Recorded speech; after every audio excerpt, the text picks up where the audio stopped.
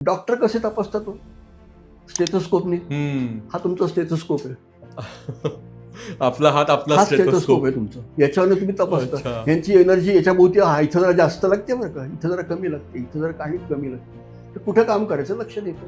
प्रत्येक घरामध्ये एक जरी उपचार झाला तर त्या घरामध्ये प्राणी फर्स्ट एड येईल. आपण एक प्रयोग करूया. तुमचं पैशाचं काही वॉलेट वगैरे आहे का? Okay, yes. काढून घ्या.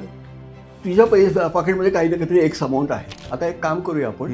याच्यातली एक नोट काढायची, कुठलीही काढायची. 5 रुपयाची असू, 10 रुपयाची असू, 500ची असू, कुठलीही काढून घे. तर वॉलेट जरा बाजूला ठेवून घेऊया आणि ते 500ची जी नोट आहे ती हातात धरायची आणि म्हणायचं की हे मी चांगल्या कामासाठी देत आहे. मनातल्या मनात म्हण की हे मी चांगल्या कामासाठी देत आहे, याचा फायदा माझ्या घरच्यांना सर्व प्रकारे होऊन जाऊ देत. आणि पाकिटामध्ये आता पैसे कमी झाले म्हणजे ऊर्जा कमी झाली असेल. बघा बरं कमी आहे का? वाढली आहे ती. अच्छा. आता हे 100 रुपये तुमच्याकडे अनेक पटीने येणार आहेत. आता हे 100 रुपये तुमच्याकडे अनेक पटीने येणार आहेत. मास्टर नेहमी म्हणतात की आजारपणावर उपाय प्राणी खिरीमध्ये आहेत. एकदा अशीच गोष्ट सांगतो तुम्हाला. पार्वती आणि शनी हे दोघं शंकराकडे येतात. अच्छा. आणि पार्वती म्हणते की मी चांगली आहे का शनी चांगला आहे. आता शंकराला प्रश्न. टाटांनी आपल्या मिसेसच्या नावाने ते हॉस्पिटल तयार केले का? तर तिला कॅन्सर झाला होता. कुणाला कॅन्सर होऊ नये म्हणून कॅन्सर हॉस्पिटल केलंय. प्रेमाचं प्रतीक ते असतं, ताजमहल नाही असतं. प्रेमाचं प्रतीक ते असतं, ताजमहल नाही असतं. आणि त्याच्यानंतर 1-2 चमचे बारीक मीठ घ्यायचं स्वयंपाकघरातलं. खडे मीठ नाही घ्यायचं, बारीक मीठ. आणि ते संपूर्ण अंगाला लावायचं. लक्षात घ्या, तो जर पैसे मिळवणारा माणूस असेल तर आर्थिक अडचणी येतील. मुलांना शाळेत पोहोचवणं आणणं ते जमत नाही. घरातली महिला असेल तर घर चालत नाही. सगळ्या प्रकारे संपूर्ण घर प्रभावित होतं एका आजारी व्यक्तीमुळे. आणि आजारपण नको म्हणतो तरी सुद्धा आजारपण त्यांच्या वेळेप्रमाणे येतात. आणि जर आली तर काय करायचं म्हणून प्राणी खिली. आणि जर आली तर काय करायचं म्हणून प्राणी खिली. म्हणजे पॉडकास्ट बघणारे आणि पॉडकास्ट करणारा हे सगळे यातून हील होणार आहेत. तुमच्या हातातच सर्व काही आहे, तुम्ही ते विसरून गेलेले. तुम्हाला जागं करण्याचं काम प्राणी खिलीने केलं.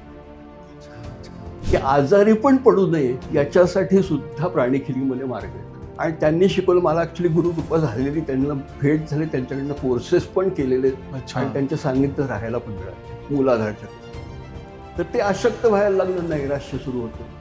ते अशक्य व्हायला लागलं, पैसे कमी मिळायला लागतात. ते अशक्य व्हायला लागलं की आपलं काय होतं, आळीच भरतो. पण तुम्ही जर त्याला बेसिक चक्र जर कायम चांगलं ठेवलं तर इतका माणूस व्यवस्थित राहू शकतो की 80 वर्ष चालतंय ते नुसतं वय असेल. लक्षात घ्या, कोणीही म्हातारपणामुळे मरत नाही. जे कोणी मरतात ना ते शरीरामध्ये काही ना काहीतरी बिघाड झाल्यामुळे मरतात. म्हणून या आत्ताच्या क्षणाला इंग्लिशमध्ये प्रेझेंट म्हणतात. हे तुम्हाला दिलेलं प्रेझेंट आहे, वापर करा. Inhale slowly. छाती नाही फुरली तरी चालेल, जस्ट रिलॅक्स. एक्सेल. हनुमानाची शक्ती आली होती मला. रूट चक्र फक्त तुम्ही हील केल्यामुळे. तर बेसिक चक्र सुद्धा तुम्ही ऍक्टिव्ह केलं तर तुमच्यात तेवढी ताकद येऊ शकते. हनुमानाला तिकडे तुम्ही मिनी हनुमान तयार होता. बेसिक चक्र जर ऍक्टिव्ह झालं. अनुभवलं तुम्ही ज्या प्रकारे हील केलं त्यावेळेस मला अजूनही आठवलं. सर, घरामध्ये अनेक वयस्कर व्यक्ती पण असतात, त्यांचे पण काही वेगळे अडचणी असतात, इमोशनल, फिजिकल. तर मग ते त्यांच्यासाठी काय सांगता येईल? मी स्वतः करून आलो आहे सर. ते आज सकाळी शिकला, संध्याकाळी करा. इनफॅक्ट दुपारी देखील तुम्ही करू शकता. शिकल्या गृहपाठ दिला जातो. 2 व्यक्तीला तुम्ही करू शकता. 2 व्यक्ती करतात आणि लोकांना लगेच आनंदही मिळतो. त्यामुळे शिकवताना शास्त्र म्हणून शिकवलं जाईल. प्रॅक्टिस करताना कला म्हणून डेव्हलप करा. प्राणी हिलिंग शास्त्र पण आहे, कला पण आहे. हो, मग लागतं थ्रोटवर बघा, नेवल चक्र. भूक लागली आहे बघा, कमी होते. हो. प्रत्येकाला प्रॉब्लेम आहे सायकोलॉजिकल, इमोशनल. जो तो आज सायकोलॉजिस्टकडे जातोय, काउन्सिलिंग घेतोय. मग प्राणी हिलिंग यामध्ये काय मदत करू शकतो? नक्की करू शकतो. ह्या पॉडकास्ट करताना सुद्धा मला माझं हिलिंग होतं असं वाटतं की प्राणिक हिलिंग आणि रेकीमध्ये काय फरक? आम्ही जेव्हा लहान होतो तेव्हा 60ला आणि 70ला लोक जगत नव्हते. आज 80 हे सोपं आहे. हो. आणि आमची मुलं 100 गाठणार आहेत. पण 100 गाठतील त्यावेळेला त्यांना मेंटल ऍक्टिव्हिटी पण चांगली करता आली पाहिजे. शेवटपर्यंत ते ताजे राहिलं पाहिजे. इतकं काम प्राणी हिलिंग तुम्हाला करून देईल. की आपण जर कोणाला हील करतोय, त्यांचे कर्म आपण काही घेतोय का? आपण जर कोणाला हील करतोय, हे करताना आपली ऊर्जा जाते का? आपण जर कोणाला हील करतोय, हे करताना आपली ऊर्जा जाते का?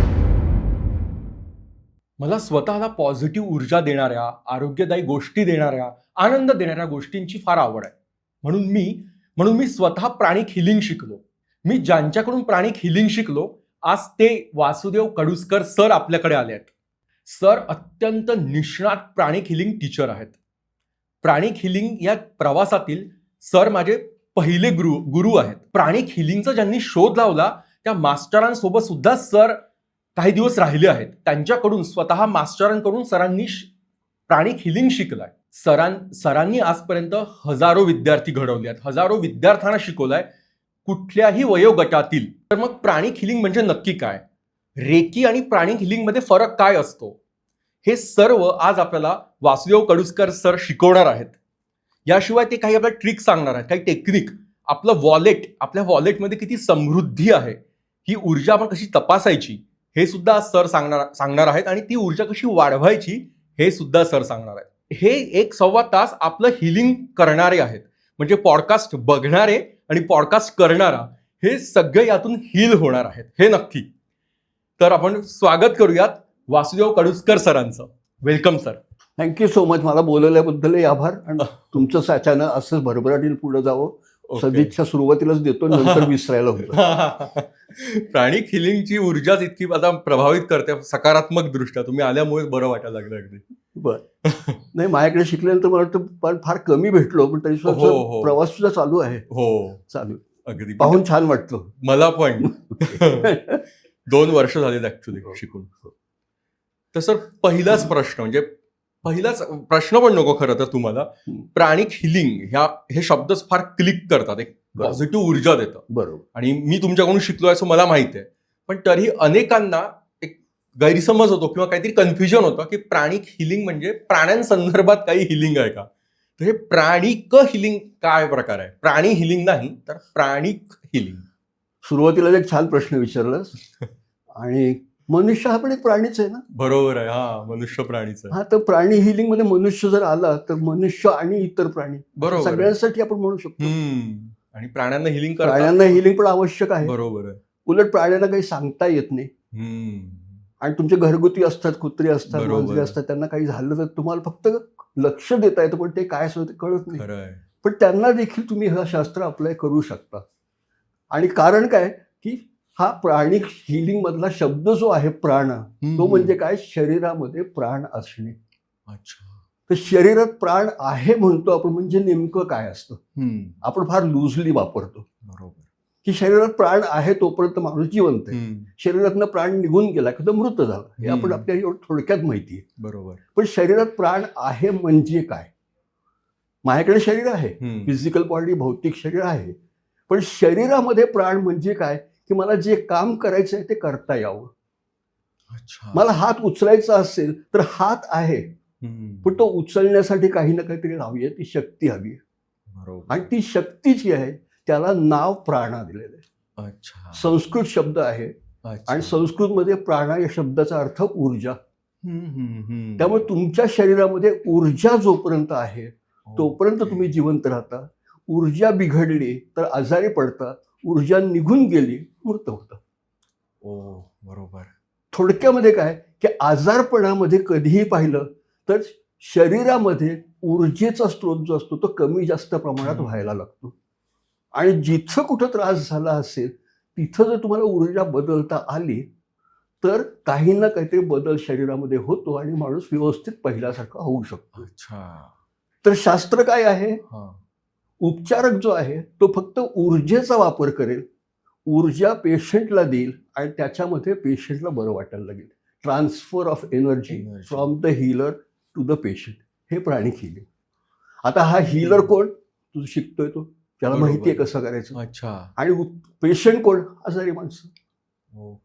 जी काही आजारपण असतील तुमची, शारीरिक असतील, मानसिक असतील, आर्थिक असतील, नातेसंबंधांचे असतील, सगळ्या प्रकारच्या आजारावर प्राणिक हिलिंग मध्ये काही ना काहीतरी तोड आहे. आपल्याला नुसतं वाटतं की आजारपण आलं म्हणजे माणसाला आपल्याला हिलिंगची गरज आहे. आजारपण आलं की आपण डॉक्टरांकडे धावतो.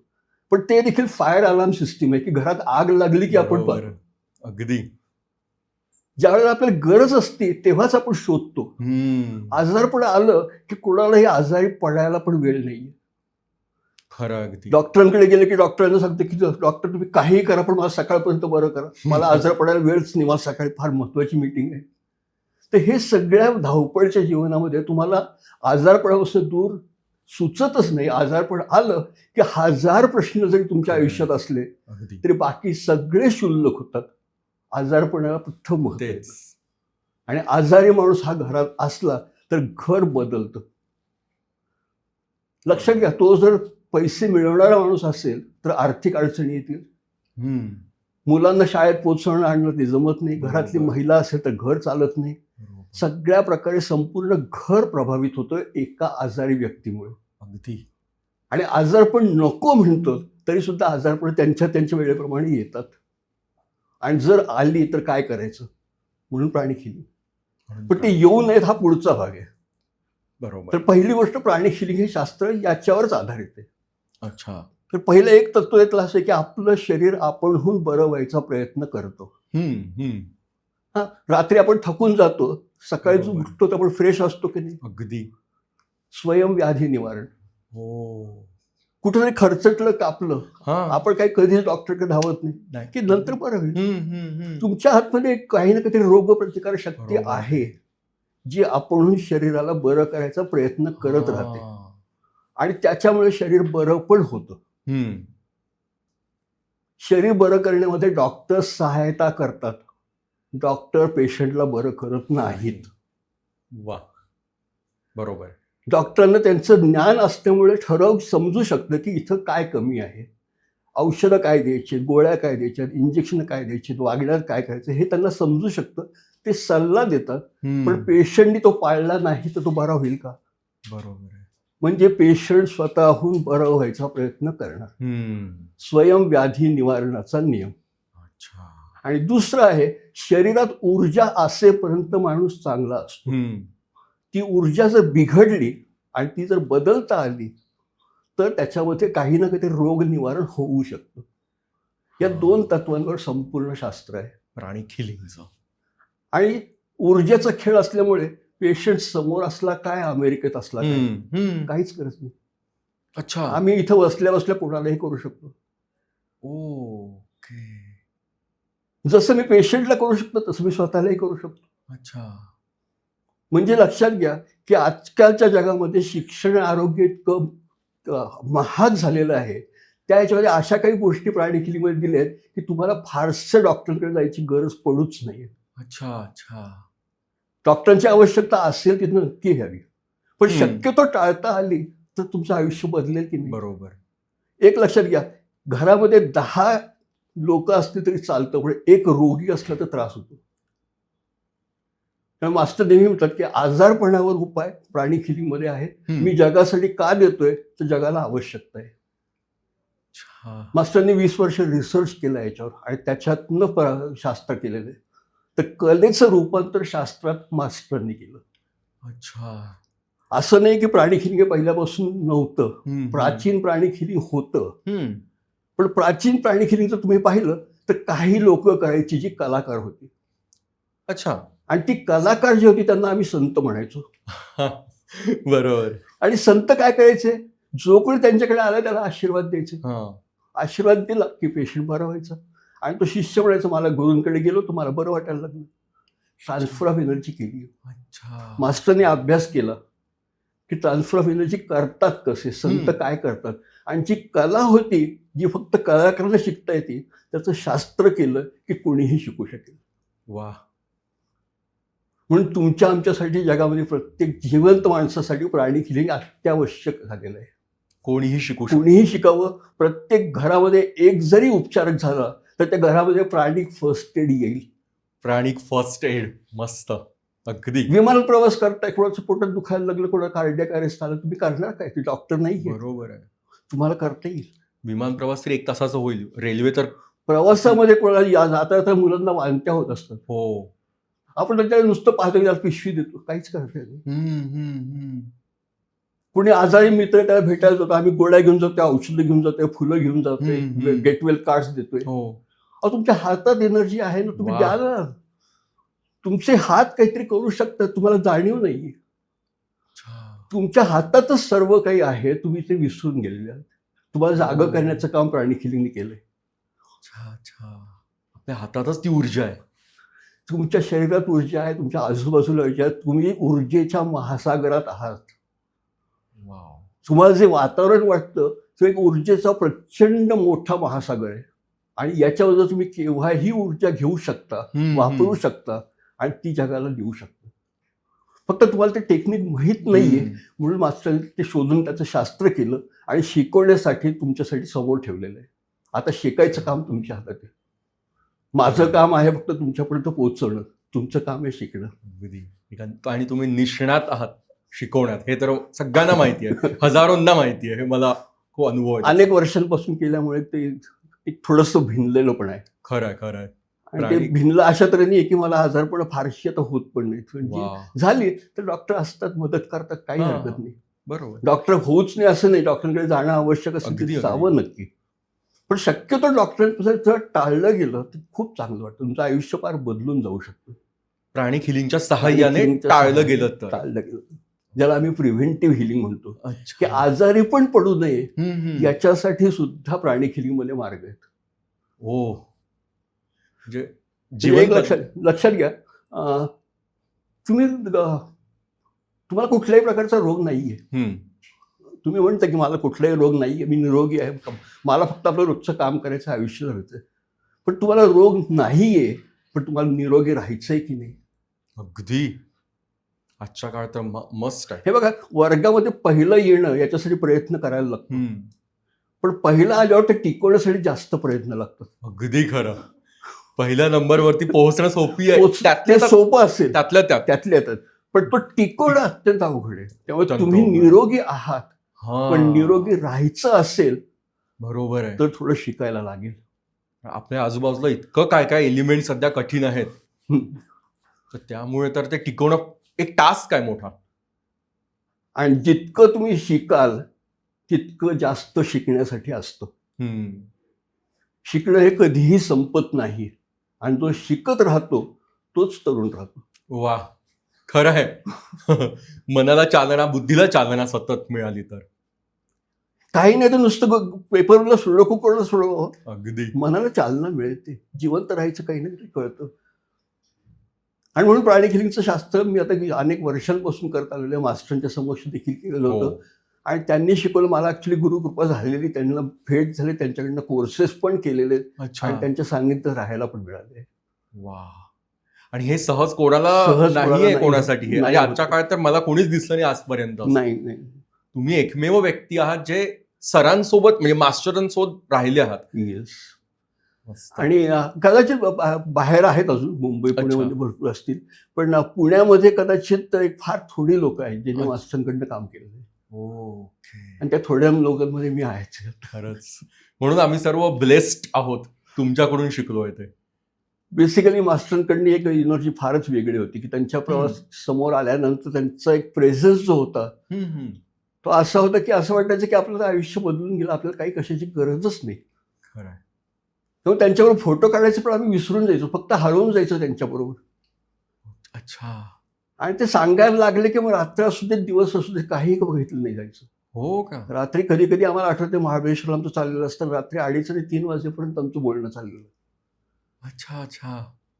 आणि 3 वाजले तरी सुद्धा कोणी झोपायला तयार नाही, का तर मास्टर सांगतायत काहीतरी, म्हणून आम्ही थांबलो होतो. आणि नंतर सहज मास्टरच्या लक्षात आलं की 2:30-3 वाजले, न उठायचे कधी, त्यावेळी 6 वाजता उठायचे, मग जाऊन झोपा तुम्ही. बापरे. पण ती अशी काही माणसं असताना आयुष्यामध्ये येऊन जातात, ते आपल्याला अगदी कळत नाही त्यांनी काय काय दिलेलं आहे आणि निघून जातात, तेही न सांगता जातात. ऊर्जेचा झरा असतो, अंगावर मला काटे आले ते ऐकूनच तुमच्याकडून. खरंच. तुम्ही मगाशी म्हणा की ऊर्जेचा महासागर आहे हा सगळा. आणि प्राणिक हिलर म्हणजे हिलिंग म्हणजे ऊर्जेचा महासागर. आणि ते खूप सुंदर म्हणालात तुम्ही मगाशी की आपल्याकडे ऊर्जेचा सागर जे मी म्हणतोय त्याचा अर्थ असा की जर स्त्रोत कळले तुम्हाला ऊर्जेचे, तर हवेमध्ये ऊर्जा असते. बरोबर. आपण म्हणतो की ऑक्सिजन आहे, ऑक्सिजन तुमच्या शरीरासाठी आवश्यक आहे, पण शरीरासाठी आवश्यक ऊर्जा पण असते आणि ती ऊर्जा ग्रहण केली जाते. ते तुमचं ऊर्जा शरीर तुम्हाला दिसत नाही, पण असतं. आणि हे ऊर्जा शरीर जे आहे त्याच्यावर पहिल्यांदा आजारपण येतात. कारण ते बाहेर नसतं, थोडं आत आणि थोडं बाहेर असं अच्छा. पूर्णपणे जे असतं. आपल्याला दिसत नाही, ते आपल्या दिसत नाही. भौतिक शरीरात जसं आपल्या भोवती वातावरण आहे, ऍटमॉस्फिअर आहे, दिसत नाही पण आहे. अच्छा, जसे रंग दिसत नाही पण आहे. दिसत नाही पण आहेत. अच्छा. एक लक्षात घ्या, आपली दृष्टी जी आहे ती फार कमकुवत आहे. मनुष्याची दृष्टी माणसं म्हणतात की तुम्हाला एक इंद्रधनुष्याचे रंग दिसतात, याच्या पलीकडे जग तुम्हाला कळत नाही. पण अल्ट्राव्हायोलेट आहे, इन्फ्रारेड आहे, तुमचे माझे मोबाईल आहेत त्याचे इलेक्ट्रोमॅग्नेटिक वेव्हज आहेत, अगदी. आणि हे सगळं जे दिसत नाहीये तरी तुम्ही विश्वास ठेवता की नाही? त्यामुळे दिसतं तेवढं जग नसतं, दिसतं त्याच्यापेक्षा जग जास्त वेगळं असू शकतं. म्हणून प्राणिक हिलर विद्यार्थी फसत नाहीत. त्यामुळे आम्ही सांगतो की पाहत जा, जे पाहता येत नाही त्याची जाणीव करून घ्या, ज्याची जाणीव करता येत नाही ते तपासून पहा, पडताळणी करा. कुठलीही गोष्ट अंधविश्वासाने घेऊ नका. जे काही तुम्हाला आम्ही कन्सेप्ट सांगू ते कन्सेप्ट समजून घ्या, त्याचं मनातले मनात विश्लेषण करा, त्याच्यावर लागलं तर प्रयोग करा, आणि मग त्याच्यातनं अनुमान काढा. सर, याला इंटेलिजंट इव्हॅल्युएशन असं मास्टरांनी नाव दिलेलं आहे. अच्छा, ओके. पण सर, एक शंका प्रत्येकाच्या मनात असते की आपण जर कोणाला हील करतोय, प्राणिक हिलिंग, किंवा आपण म्हणतो की त्यांची ऊर्जा स्वच्छ करून एक ऊर्जा आपण त्यांना देतोय, पण हे करताना आपली ऊर्जा जाते का? हा प्रत्येकांना एक शंका असते ही, की आपल्याला काही प्रॉब्लेम होईल का? त्यांचे कर्म आपण काही घेतोय का? त्यांची नकारात्मक ऊर्जा आपण एक लक्षात घेतोय का? तुम्हाला जर कोणाला बरं व्हायचं असेल तर तुम्ही स्वतः निरोगी पाहिजे. तुम्ही स्वतः जर आजारी असाल तर तुम्ही दुसऱ्याला कराल का स्वतःला कराल? पहिले स्वतःला कराल. एक लक्षात घ्या, स्वतःवर उपचार करणे ही चैन नाहीये. वा, ही गरज आहे. ही गरज आहे. तुम्ही जर स्वतःचा स्वतःवर उपचार नाही केला तर तुम्ही जगाला काय देणार? खरं. तुम्हीच आजारी आणि जगाला काय बरं करणार तुम्ही? तर पहिली स्टेप तुम्हाला स्वतःला बरं करायला लागेल, आणि दुसरी स्टेप दुसऱ्यांना मदत करा. पण स्वतःला बाजूला ठेवून दुसऱ्यांना मदत करायला जाऊ नका. मी सांगेन आधी स्वतःवर करा, आणि तुमच्यामध्ये एक जर एनर्जी आली, तुमच्यामध्ये उपचार करायची कला आली तर ते कसं वापरायचं हे देखील आम्ही शिकवू. त्यामुळे त्याचा आजार तुमच्याकडे नक्की येणार नाही, पण तुमची ऊर्जा त्याला जर वापरता आली तर तुम्ही धबधब्याखाली असाल, तो नळाने फक्त काढून घेईल तुमच्याकडनं. वा, किती घेऊन किती घेणार आहे? मी हाताने देईन तेवढंच घेईल तो, पण माझ्यावर धबधबा आहे ऊर्जेचा. त्या धबधब्याखाली मी असल्यामुळे मला कमीच नाहीये ऊर्जेची, आणि ऊर्जा इतक्या मुबलक प्रमाणामध्ये आहे तर तुम्हाला मोजताही येत नाही. शास्त्रामध्ये अजून त्याला मोजायचे काही उपकरण नाहीच आहे. पण आपलं अज्ञान म्हणजे एखादी गोष्ट नाही असं नाही होत. आणि मग अशी जसं म्हटलं की तुमचे डोळे जे आहेत ते स्वतःवर विश्वास ठेवतात. आय विटनेस आपण म्हणतो. बरोबर. कोर्टात देखील म्हणतो की साक्षीदार आहे का, आणि तो साक्षीदार आला की तो देखील म्हणतो मी माझ्या डोळ्यांनी पाहिलं. नाही तर कशाने पाहतो? डोळ्यांनीच पाहतो. बरोबर. पण डोळ्यांनी पाहिलेल्या सगळ्या गोष्टी चुकीच्या असू शकतात. काही गोष्टी अगदी तुम्हाला साधी गोष्ट सांगतो, लहानपणापासून तुम्हाला एक खोटं सांगितलं गेलेलं आहे. सूर्य पूर्वेला उगवतो. सूर्य उगवतो का? पृथ्वी फिरत असते. तुम्हाला वाटतं सूर्य उगवतोय, सूर्य एका जागी स्थिर आहे. पृथ्वी फिरते, त्यामुळे तुम्हाला तो सूर्योदय वाटतोय, सूर्यास्त वाटतोय, मध्यान्ह वाटतोय. पण हे खोटं का वाटलं? डोळे म्हणतात माझा विश्वास आहे, दिवस झाला दिवस बंद. बरोबर. जितकं दिसतं तेवढं दिसतं तेच खरं. त्यामुळे डोळे जे आहेत ते जे आहेत ते दुसरं काय दिसेल त्याच्यावर विश्वास ठेवतात, आणि कान जे आहेत ते ऐकू येईल त्याच्यावर विश्वास ठेवतात. आणि खरं सत्य जाणून घ्यायचं असेल ना तर हृदयापासून तपासायला लागतं, आणि हृदयापासून तपासायची क्रिया जी आहे ती प्राणिक हिलिंगमध्ये आहे. पाचही इंद्रिय काम करणार नाही जेव्हा बरं नसतं, काहीच लक्ष लागत नाही कुठेही. येस, पहिले आरोग्य हे महत्वाचं, आणि हे मग प्राणिक हिलिंग मधून आपल्याला मिळतं, आणि आपण कोणाला देऊ पण शकतो. असं नक्की देऊ शकतो. पण हे करण्यासाठी मी स्वतःच जर निरोगी असाल तरच दुसऱ्याची मदत करू शकाल. आपण त्यामुळे आम्ही म्हणतो की तुम्हाला उपचारक व्हायचे तर आधी मी तुम्हाला चांगलं करेन. आधी तुमची ऊर्जेचा स्तर वाढला पाहिजे. तुमची ऊर्जा वाढल्यानंतर मग दुसऱ्यांचा विचार करा. बँकेत बॅलन्स नाही आणि मी लोकांना मदत करायला लागलो, काही उपयोगच नाहीये. बरोबर आहे. विमानात सुद्धा पहिल्यांदा म्हणतात की तुम्ही तुमचा मास्क लावा, आधी स्वतःची काळजी घ्या, मग दुसऱ्याला नंतर मदत करा. दुसऱ्यांना द्या. म्हणजे सुरक्षित आहे आपण कोणाला हिलिंग करताना. नक्की सुरक्षित आपण आहे. सुरक्षित आणि राहू. जसं डॉक्टरांना देखील शिकवलं जातं की काय काय काळजी घ्यायची आहे, हम्म, म्हणजे हम्म. पेशंटचा रोग आपल्याला होऊ नये, अच्छा तशा प्रकारचं टेक्निक प्राणिक हिलिंग मध्ये आहेत अच्छा की म्हणजे तुम्हाला त्या ऊर्जेचा, त्याच्या खराब ऊर्जेचा त्रास तुमच्यापर्यंत येणारच नाही, याचे देखील टेक्निक सांगितलेले आहेत. वा, म्हणजे आणि आपण ते जर तुम्ही व्यवस्थित वापरले तर कधीच तुम्हाला पेशंटच्या रोगाचा त्रास तुम्हाला होणार नाही. आपण संरक्षक आपण कवचाखाली संरक्षित असतो. आहोत, संरक्षित आहोत. आणि त्याच्याही पुढे जाऊन सांगतो की तुम्ही जर ईश्वराचं काम करत असाल ना, तर तुम्ही एक प्रकारे ईश्वराचे सेवक असता. बरोबर, तो अंश आपल्यात पण असेल. आणि तुमच्यामध्ये जर ईश्वरी सेवा करायची जर काही भावना असेल तर तुमच्यापासून कुठल्याही प्रकारच्या वाईट गोष्टी दूरच जात नाही, येतच नाही जवळ. मस्त. म्हणजे बाकी जी अडचणी छोट्या छोट्या आहेत त्या तर मग सहज दूर होत असतील या प्रवासातच. सहज होत जर तो त्याचं काम आपण करतो आहे तर तो ह्या गोष्टीमध्ये आपल्याला अडकूच देणार नाही. छोट्या छोट्या म्हणून आम्ही म्हणतो की जे काही सेवा कराल ती अर्पण करा प्रभू चरणी, झालं. तुम्ही जे काही काम कराल ते करत जा. तुम्हाला निवडलं गेलं आणि तुम्हाला संधी मिळाली, हेच फार मोठं समजा. खरं आहे. प्रत्येकाला मिळत नाही संधी. ठराविक लोक याच्यामध्ये येतात आणि हो. जी लोक येतात ती सत्ययुग ज्यावेळेला येईल तेव्हा ती फार पुढे असतील.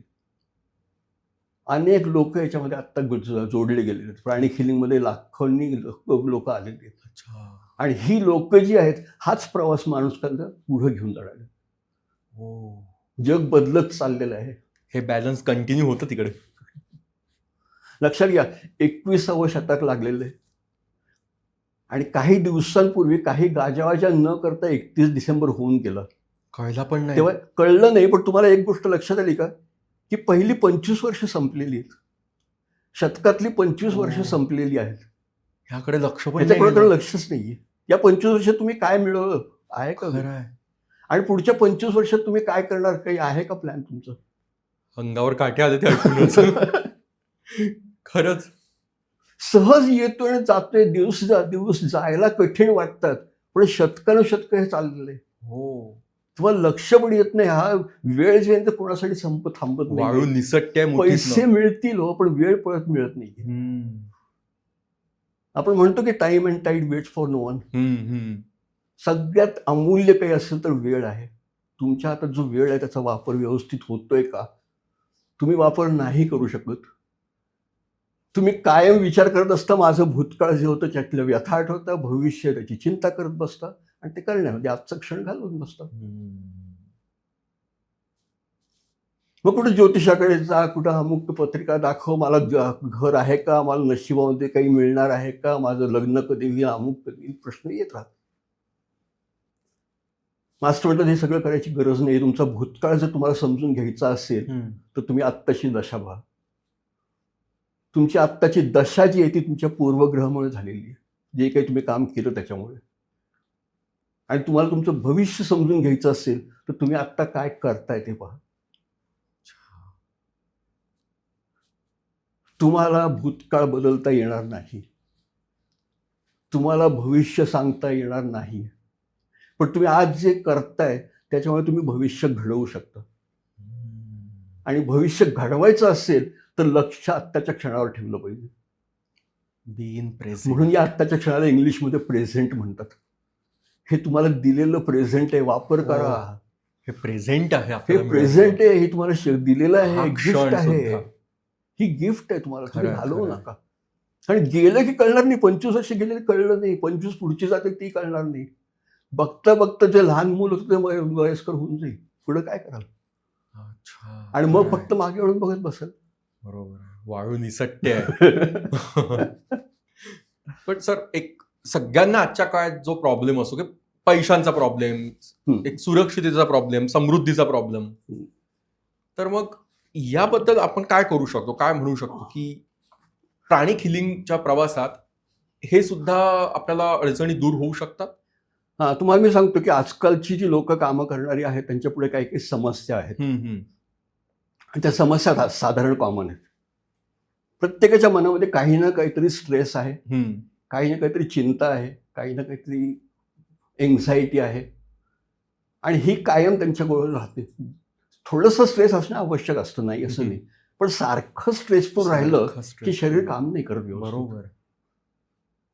दुसरी गोष्ट, वर्क लाईफ रिलेशनशिप जे असतं ना आपलं, की कामावर जायची आपली एक जागा असते ती वेगळी असते. तिथं आपण 8-8 तास काम करतो. जाण्या येण्यासाठी आपले तास 2 तास वरती जातं, म्हणजे 12-12 तास आपल्या कामावर जातं. हम्म. घरी आल्यानं 12 तासातले 5-6 तास झोपण्यात जातात. फॅमिली लाईफ राहत नाहीये. कामावर जावं तर बॉसचं ऐकायचं, घरी गेलं की वृद्ध लोक असतील, मुलं असतील, फॅमिली असतील, यांचे प्रश्न. तर वर्क लाईफ बॅलन्स काय आहे?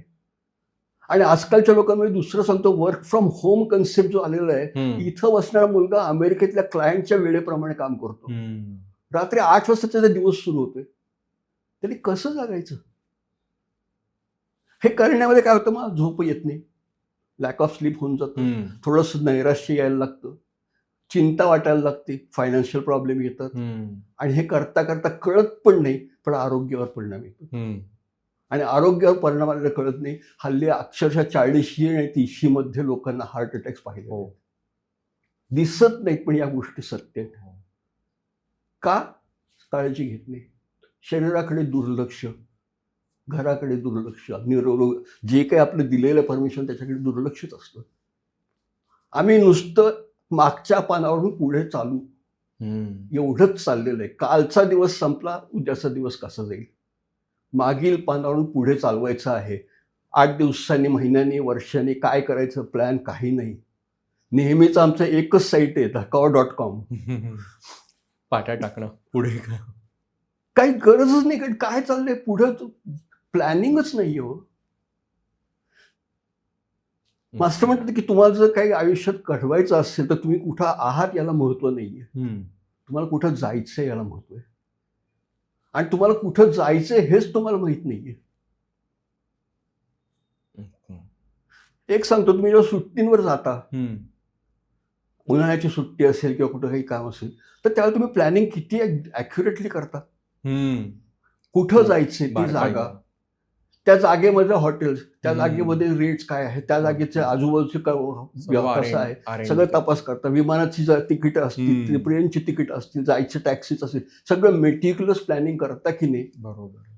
जे महिना 2 महिन्यांनी तुम्हाला जायचं त्याचं तुम्ही प्लॅनिंग करू शकता, पण आयुष्य तुम्हाला जे 40 वर्ष करायचं त्याचं काहीच प्लॅनिंग नाही. नुसतं जगत राहायचं. जगत राहायचं म्हणजे प्लॅनिंग नाही होत. तुम्हाला काही ना काहीतरी समोर ठेवायला लागेल, उद्दिष्ट ठेवायला लागेल, ध्येय ठेवायला लागेल, त्याप्रमाणे काम करायला लागेल. जर कामच करायचं आहे तर ते मिळवून घ्या, त्यात आनंद मिळवा. 75 वर्ष झाली स्वातंत्र्य मिळालं, आम्ही स्वतंत्र झालो, पण आम्ही आनंदी आहोत का?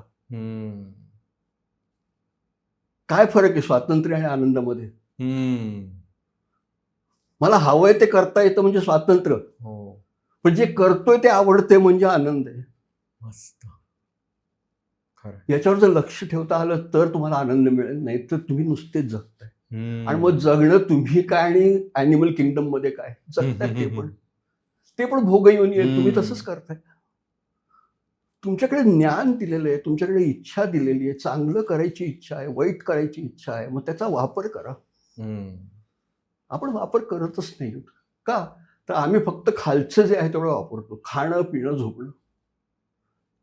पगार मिळाला बस झालं, मला एवढं मिळालं, उद्दिष्ट झालं. समजा आजचा दिवस निघाला, उद्याचं उद्या बघू.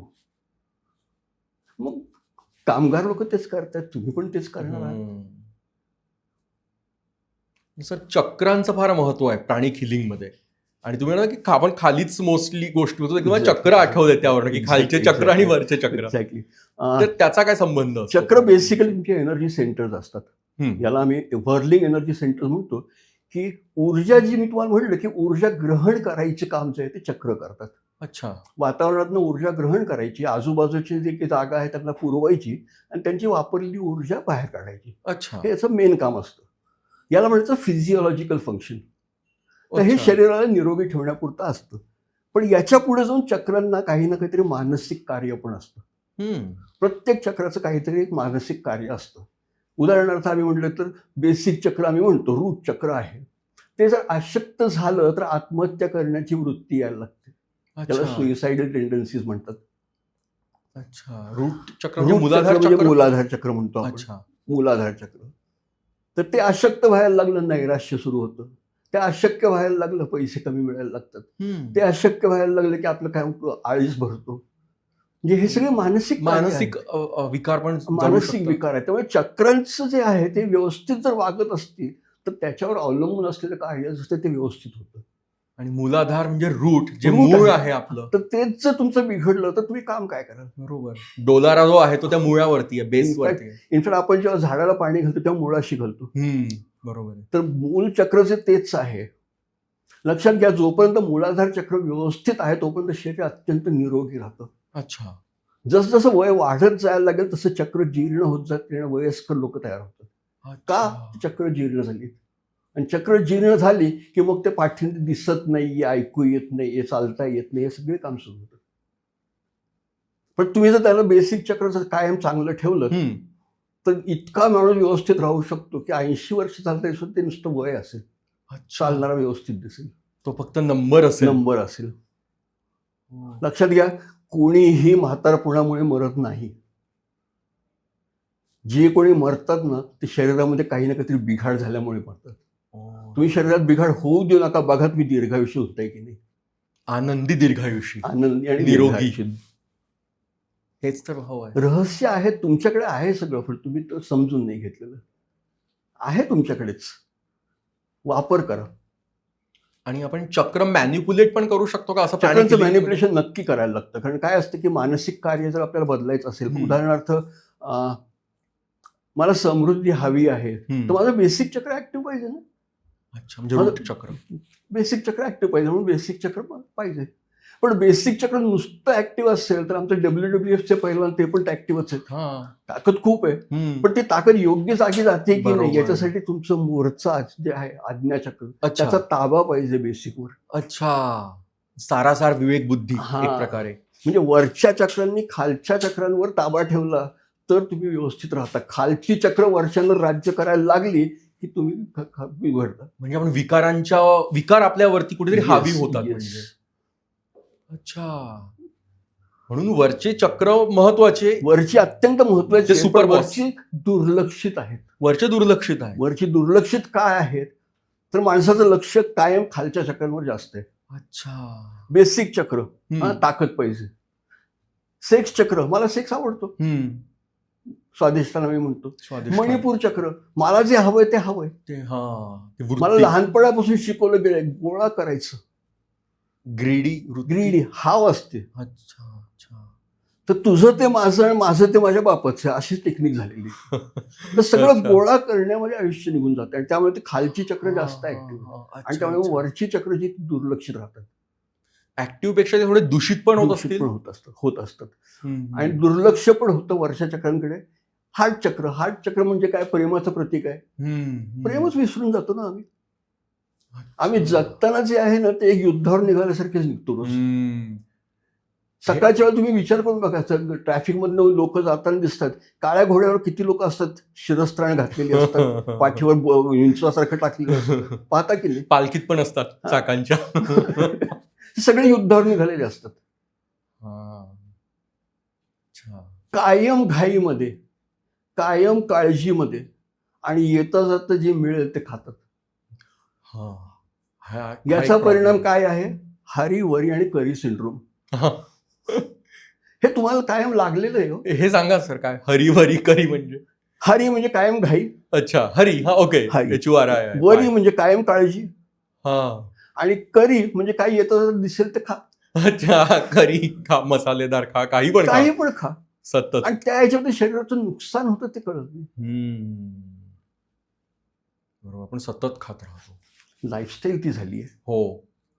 आणि नुसतं शहरात झालं असं नाही, सगळीकडे आहे. सगळीकडे आहे. लहान शहर असू दे, मोठा असू दे, भारतातलंच नाही, सगळीकडे. सोशल मीडियामुळे एक वैश्विक खेळ आहे जग म्हणजे. सो जे इथे आहे ते पण तिथेच होत आहे सगळीकडे आता. असं काही फरक राहिला आणि पूर्वीसारखा गाव, खेड, शहर, विदेश पण आपण सारखंच आहे आपलं सगळं जग. प्राणी खिलिंग या सगळ्यांना मदत करू शकतो. म्हणजे आपला प्रवास चांगला व्हावा, आपण जितकं वर्ष आहोत या शरीरात आणि या जगात, प्राणी खिलिंग मध्येच तुम्हाला आनंद मिळून जाईल. आनंद प्राप्ती, सुख वेगळं, आनंद मिळणार आहे. एक लक्षात घ्या की मी जर डॉक्टर नाहीये आणि मी जर एखाद्याला बरं करू शकलो किंवा माझ्या उपचारामुळे थोडासा फरक पडला, त्याचं त्याचं घर त्याच्या लोकांना आनंद होईल, पण मला स्वतःला नाही का होणार? खरं आहे अगदी. Making a difference in someone's life. दुसऱ्याच्या आयुष्यात जर काही तुम्ही बदल करू शकलात, तुम्ही नुसते फुलं घेऊन जात होता हो, तुम्ही नुसते काही ना काहीतरी डबे घेऊन जात होता, आजारी माणूस गेट वेल सुद्धा कार्ड देत होता. तुमच्या हातात शक्ती आहे, तुम्ही वापर करून त्याला जर बरं केलं, तुम्हाला केवढा आनंद होईल. प्रत्येकाच्या हातात शक्ती आहे. प्रत्येकाच्या हातात 2 हात तुम्हाला आहेत. करा. म्हणून प्राणिक अहो, तुमची स्वाध्याची प्रार्थना आहे, कराग्रे वसते लक्ष्मी, आठवते का तुम्हाला? हो, सकाळी उठल्या तुमच्या हातातच सगळं काही असतं, तुम्ही ते वापरतच नाही. तुमचे हात नुसते मारामारी पुरतेच उठत आहेत. पण your hands can help, your hands can heal. तुम्हाला हाताचा जर चांगला वापर करता आला तर लोकांचे आयुष्य बदलू शकाल तुम्ही. हाताचा चांगला वापर करा. अच्छा. हात घेण्यासाठी नाहीये, देण्यासाठी सुद्धा आहे. दिल्यावरती मग घ्यायला मिळतच. तो नक्की मिळतं. नियमच आहे आपल्या. नियम आहे, इथं सायकल आहे. देणं आणि घेणं ही सायकल असायला लागते. तुम्ही देत राहा, पण समोरचं जे देत असेल तर तुम्हाला घ्यायला पण लागेल. बरोबर आहे. लक्षात घ्या, तुम्ही नुसतं श्वास सोडत राहू शकता का? घ्यावा लागतो तेव्हा सोडू शकता, तेव्हा सोडावा पण लागतो श्वास. अच्छा. घेणं आणि देणं ही निसर्गाची सायकल आहे. धरून इनहेल आणि एक्झेल व्हायलाच लागतं. कायम इनहेल करत बसलं तर कसं आयुष्य जाईल? आणि कायम एक्झेल केलं तर आज काही उरलंच नाही तर काय करणार? बरोबर. बॅलन्स हे प्राणी बॅलन्स असतं. You inhale, you exhale, you inhale, you exhale. आपला अजून एक म्हणजे जो विषय आहे की समृद्धी कशी प्राप्त व्हावी. समृद्धी म्हणजे फक्त पैसाच नसतो ना, तो आनंद, शांती, सर्व प्रकारे सकारात्मकता यावी. तर त्यासाठी तुम्ही नेहमी सांगतात आम्हा सगळ्यांना की वॉलेट स्कॅनिंग किंवा वॉलेटमधली समृद्धीची ऊर्जा बघायची कशी आणि ती कशी वाढवायची. मास्टरने एक साधं गणित दिलेलं आहे की तुम्हाला जे जे हवं आहे ते द्यायला शिका. तुम्हाला निरोगी व्हायचं, तुम्ही उपचारक झालात, तुम्ही हील करू शकता. तुम्हाला श्रीमंत व्हायचं तर तुम्ही द्यायला लागा. लक्षात घ्या, शेतकऱ्याने काही पेरणी केली नाही तर शेतात धान्य येईल का? नाही येणार. तो जर म्हणला की माझ्याकडे एवढंच उरलेलं आहे, मी आता माझं घर याच्यात चालवणार आहे, मला शेतीला पिकायला काहीच पेरता येणार नाही, जर नाही पेरलं तर येईल का? नाही येत. तर पेरणं हे अत्यंत आवश्यक आहे. जवळचं जे धान्य आहे आणि पेरणं ज्या वेळेला करतो त्यावेळेला आपण म्हणणं आवश्यक असतं की हे धान्य जे आहे ते माझ्या घरच्यासाठी असू देत. अच्छा. आपण एक प्रयोग करूया. डन. सांगा, तुम्ही गाईड करा. तुमचं पैशाचं काही वॉलेट वगैरे आहे का? काढून घ्या. तुझ्या पॉकेटमध्ये काही ना काहीतरी एक अमाऊंट आहे. हो. तर त्याच्यामध्ये एक समृद्धीची ऊर्जा आहे. तर ती किती आहे फक्त तपासून घे, वरनं बघ किती लागते, हाताला जाणवेल थोडीशी. आणि बघणारे लोक त्यांनी देखील आपापल्या पाकिटला बघितलं तरी हरकत नाही. त्याच्यामध्ये किती लागतीये, तर ती आत्ता थोडीशी लागते आपल्याला. इथे जाणवते. आता एक काम करूया आपण, याच्यातली एक नोट काढायची, कुठलीही काढायची, 5 रुपयाची असू, 10 रुपयाची असू, 500ची असू, कुठलीही काढून घे. तर वॉलेट जरा बाजूला ठेवून घेऊया आणि ते 500ची जी नोट आहे ती हातात धरायची आणि म्हणायचं की हे मी चांगल्या कामासाठी देत आहे. मनातल्या मनात म्हण की हे मी चांगल्या कामासाठी देत आहे, याचा फायदा माझ्या घरच्यांना सर्व प्रकारे होऊन जाऊ देत. त्यांचं आरोग्य चांगलं राहू देत, त्यांना समृद्धी मिळू देत, त्यांना आयुष्य लाभ मिळू देत, ते आनंदी असू देत, ते सुखात असू देत.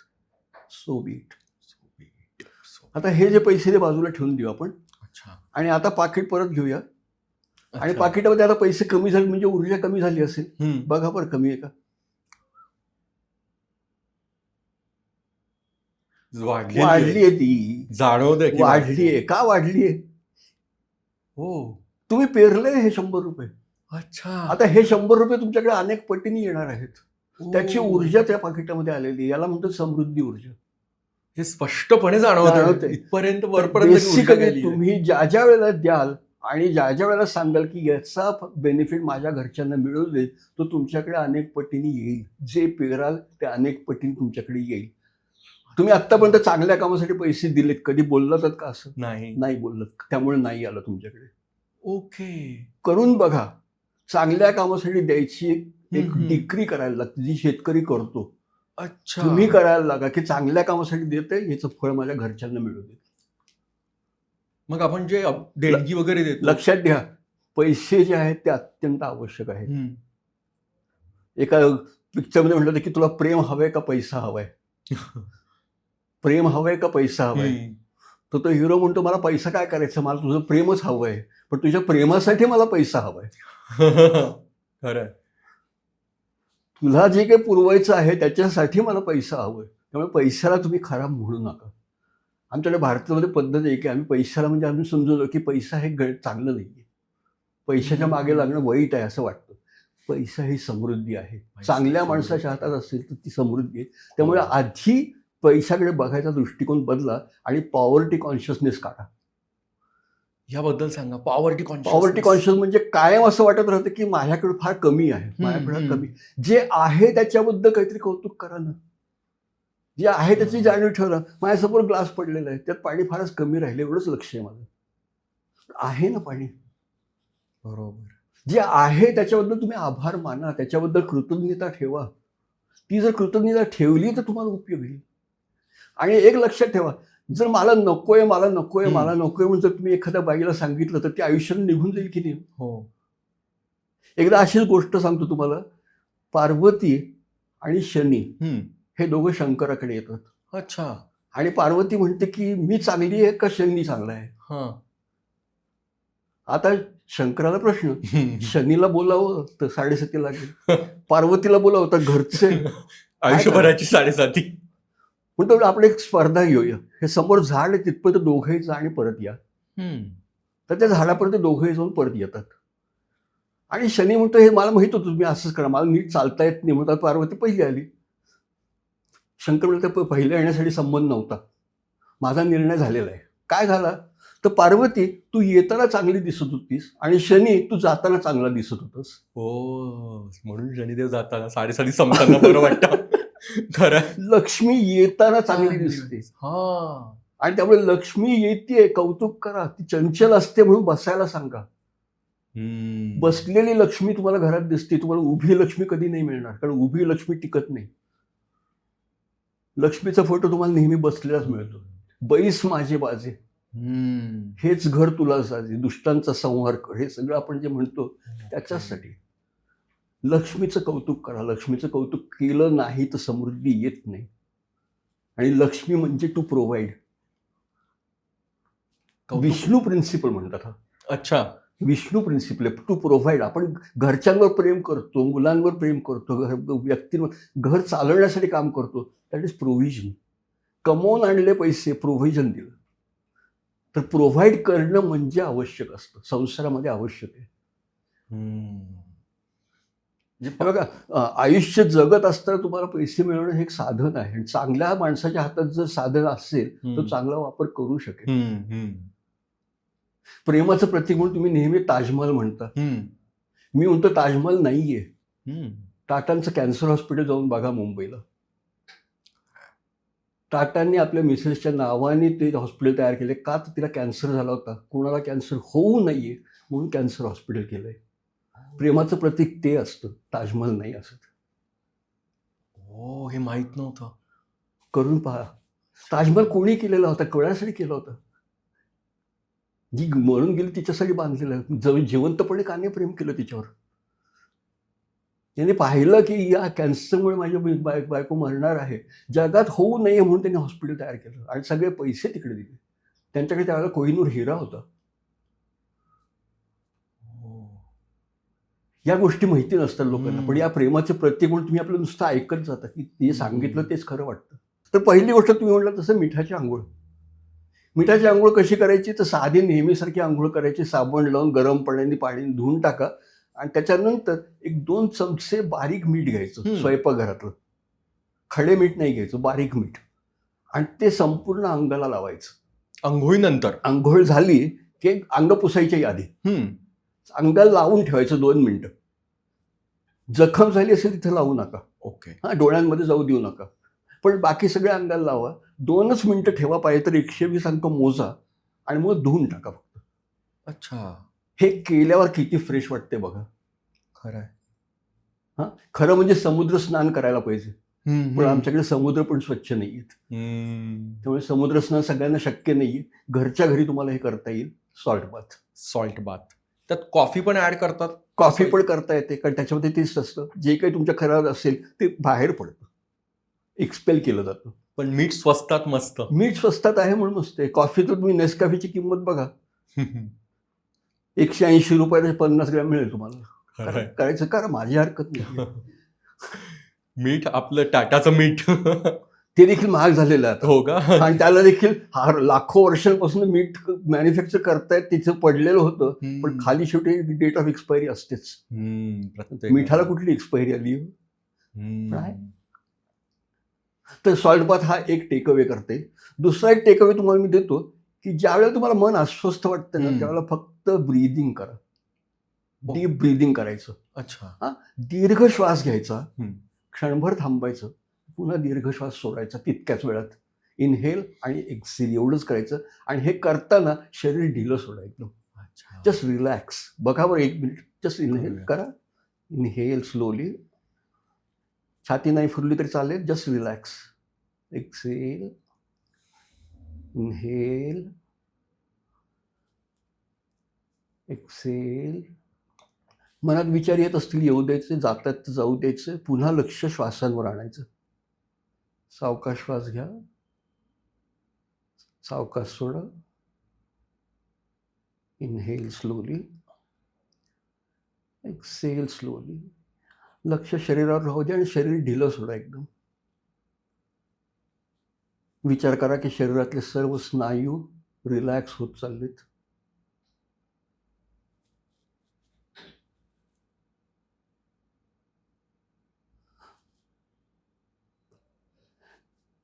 विचार करताना फ्रेश हवा आतमध्ये येते, वापरलेली बाहेर पडते.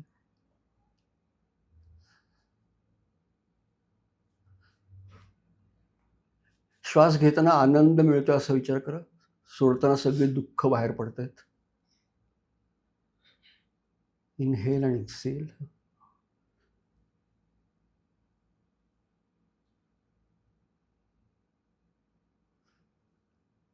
ओके, छान वाटतं याच्यात. मस्त रिलॅक्स रिलॅक्स होत होतं. आपण क्षणभर देखील देत नाही. मी सांगतो फक्त 12 सायकल्स करा. अच्छा. 12 सायकल्स सकाळी करा, दुपारी करा, संध्याकाळी करा. बघा मन शांत व्हायला लागेल. अच्छा. धकाधकीचं आयुष्य, रोजचं काही ना काही जगतोय, धडपडतोय आपण. 12 सायकल्स फक्त करा रोज, सकाळ दुपार संध्याकाळ. आणि हे करता करता लक्ष श्वासांवर ठेवलं की विचार आपोआप कमी व्हायला लागतात. हा दुसरा टेकअवे दिला तुम्हाला. तिसरा टेकअवे देतो, पण तो जरासा तुम्हाला आवडतोय का बघा. तुम्हाला ज्यांनी कोणी त्रास दिला असेल त्याला क्षमा करून टाका.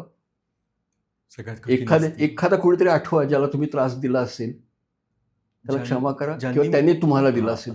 कुठलाही जो काही तुमच्यामध्ये अशांती आहे एखाद्या व्यक्तीशी, त्याला मनातल्या मनात फक्त क्षमा करून टाका. मनातल्या मनात बंद करा, त्याचा चेहरा समोर आणा आणि मनातल्या मनात म्हणा की तुझ्यात आणि माझ्यामध्ये जी अशांती झालेली ती लवकरात लवकर दूर होऊ देत. मी तुला माफ करत आहे, मला पण तू माफ कर.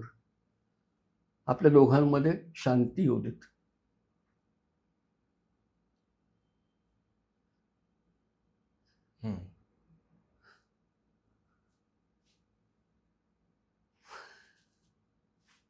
बघा कसं वाटतं. You feel good. फॉरगिव्हनेस करणं सांगायला सोपं आहे, करायला थोडंसं अवघड जातं, पण प्रॅक्टिस करणं आवश्यक आहे. लक्षात घ्या, जोपर्यंत तुमच्या आयुष्यात अशांती राहील तोपर्यंत काही ना काहीतरी विकार येऊ शकतात. अशांती येऊ देऊ नका. ज्या वेळेला तुम्ही क्षमा करायला शिकाल त्यावेळेला तुम्ही खऱ्या अर्थाने निरोगी व्हायला पाऊल टाकाल. तर प्रयत्न करा. अवघड जाईल, पण एखाद्या व्यक्तीचं काही ना काहीतरी रोज व्यवस्थित फॉरगिव्हनेस करायचा प्रयत्न करा. फॉरगिव्हनेस, ग्रॅटिट्यूड. आता ग्रॅटिट्यूडला गेलं. सकाळी उठल्या उठल्या पहिल्यांदा काय करता हो तुम्ही? मोबाईल बघता, व्हॉट्सअप बघता, डोळे चोळता, चहा कुठे शोधता आणि काय करता. बरोबर आहे. कृतज्ञता व्यक्त करा. तुम्ही सकाळी उठले आहात असं तुम्हाला वाटतं. तुम्हाला सकाळी उठवलं गेलं आहे त्या शक्तीने. कोणीतरी उठवलं गेलं आहे आणि त्यांचे आभार माना की मला काहीतरी आज काम देण्यासाठी तुम्ही मला जागं केलंय, त्याच्यासाठी आभार. कृतज्ञता व्यक्त करा. आजचा दिवस मला बघायला मिळतो आहे याच्यावरच आनंद.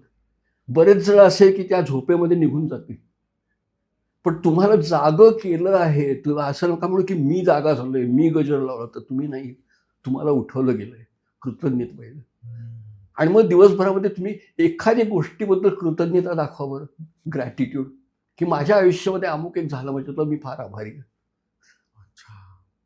राहत नाही. ग्रॅटिट्यूड पाहिजे, फॉरगिव्हनेस पाहिजे. तुमचं मन कसं शांत होत जाईल बघा. प्राणिक हिलिंग मध्ये सर्व काही आहे आणि एक जीवन पद्धतीच आहे एक्झॅक्टली. प्राणिक हिलिंग. येता जाता सिग्नलवर कोणीतरी आपल्या गाडीसमोर गाडी आणतो, आपण पटकन काहीतरी 4 शब्द बोलून जातो. असं काही करायच्या ऐवजी तिथल्या ते त्याला आशीर्वाद द्या ना. देव तुझं भलं करो एवढं म्हणा, मनातल्या मनात म्हणा पाहिजे तर. अच्छा. पण ब्लेसिंग्स करा. आमचं होतं काय की आम्हाला काही कुठं त्रास झाला की आम्ही कर्सिंग करतो सुद्धा. एक आम्ही natural कोणाबद्दल वाईट लगेच बोलायला लागतो. आपल्याला शिव्यांची कमी नाहीये, हसण्याचं काही लागत नाही, शिकवायला पण लागत नाही, लगेच आम्ही मोकळे होतो. पण जर कोणी त्रास दिला असेल येता जाता, तिथल्या इथं ब्लेसिंग करा ना. कामावर तुम्ही जाता, तुमच्यासमोर तुमची काही लोक क्लायंट आहेत, उभे आहेत आणि इतकी लोक लाईनीत उभे आहेत, तुम्हाला वाटतं की आता ही लोक कधी संपायचे, मला कधी. एखाद्या माणसाला अवघड असतो, त्याला खूप त्रास झालेला असतो, ते जास्त ओरडतो. तो ओरडतो पण तुम्ही ओरडताय, त्याला ब्लेसिंग्स द्या. अच्छा. लक्षात ठेवा, फॉरगिव्हनेस आहे, ग्रॅटिट्यूड आहे, या गोष्टीच्या आहेत लक्ष. आणि आपल्या विचारांवर लक्ष ठेवा. विचारांवर काय लक्ष ठेवायचं की माझ्या मनामध्ये काही नकारात्मक विचार आहेत का. अगदी साधी गोष्ट, मला हे जमत नाही, हा विचार नकारात्मक. पण मला हे करायला जमणार, हा पॉझिटिव्ह विचार. अच्छा. तर आपले विचार कसे आहेत त्याच्यावर लक्ष ठेवा. पॉझिटिव्ह विचार करण्याचा प्रयत्न करा, दॅट विल हेल्प. मला हे सर्व ऍक्टिव्हिटीज करताना आपल्या कोर्सचे दिवस आठवले, सेंटरची जागा आठवली आणि प्रत्येकाचा तिथे अनुभव होता की त्या 2 दिवसात प्रत्येकाचा तेज, चेहऱ्यावरती तेज आलं होतं, येतं, एक ऑरा स्ट्रॉंग होत होता, स्ट्रॉंग झाला होता आणि खूप पॉझिटिव्ह फिलिंग यायचं तिथे असताना. तर त्या 6-7 तास असताना आणि हा प्रत्येकाचा अनुभव होतो. जे फक्त कोर्स शिकतोय आपण, ते सुद्धा आपलं हिलिंग होतं त्यामध्ये. इनफॅक्ट प्राणिक हिलिंगच्या कोर्समध्ये सुरुवातीला तुम्ही जेवढे असता त्याच्यापेक्षा जास्त एनर्जी तुम्हाला संध्याकाळपर्यंत असते. हो, हा अनुभव आहे. आणि त्यामुळे घरी गेलेले लोक आम्हाला सांगतात की शेजारी विचारतात की तुम्ही चाललात कुठे का. नाही, मी बाहेरनं आलोय सांगायला लागतं. अगदी खरं, इतके फ्रेश वाटतात लोक. मी माझाच अनुभव सांगतो की मला एकदा त्या दिवशी फार डल वाटत होतं, बरं नव्हतं आणि मला तुम्ही हिलिंग दिलं, मेगमिन चक्राला आणि बेसिक चक्राला.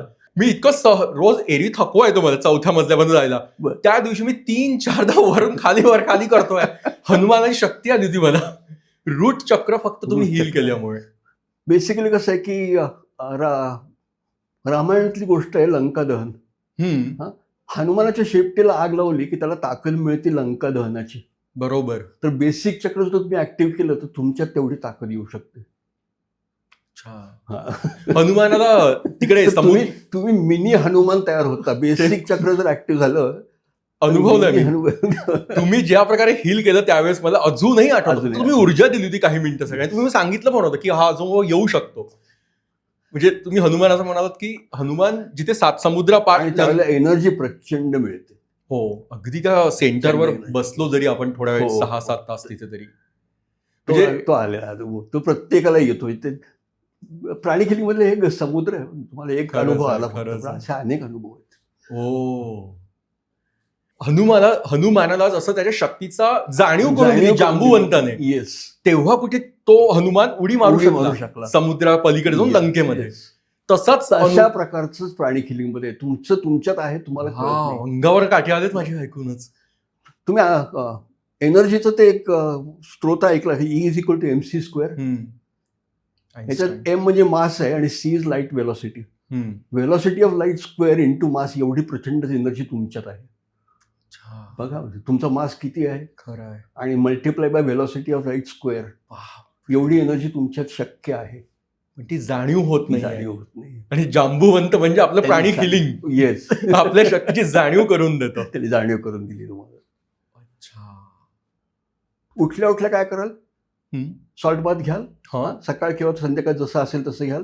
2 मिनिटं ब्रीदिंग करा, एक फॉरगिव्हनेस करा, एक कृतज्ञता व्यक्त करा आणि आपले विचार फक्त लक्ष ठेवा. एवढ्या 4 गोष्टी तुम्ही केल्यात तर तुमची तयारी झाली. एक 15 दिवस करा. 15 दिवसांनी माझ्याकडे या, मी तुम्हाला शिकवायला येईन. हो. ह्या कसं 15 वाटतं याच्यामध्ये बघा. चांगलं वाटलं या, मस्त. आणि चांगलं वाटलं तर इतरांना घेऊन या. खरंय खरंय. म्हणजे घरोघरी एक तरी Yes, प्राणी एक हिलर असावा. प्रत्येक घरामध्ये एक प्राणी किलर असेल तर प्राणी फर्स्ट एड हा नक्की व्हायला पाहिजे. मास्टरांचं ते स्वप्न आहे आणि मास्टरांनी हे विजन दिलं. हे पुढच्या 150 वर्षांचं आहे की पुढच्या 150 वर्षांमध्ये प्रत्येक घरात एक प्राणी किलर झालाच पाहिजे. आणि प्राणी किलिंग हे असं कुठल्या देशाशी संबंधित काही नाही. कुठल्या धर्माशी हां. नाहीये, देशाशी नाहीये. आपण ऊर्जा 1400 देशांमध्ये आजकाल चाललेलं आहे.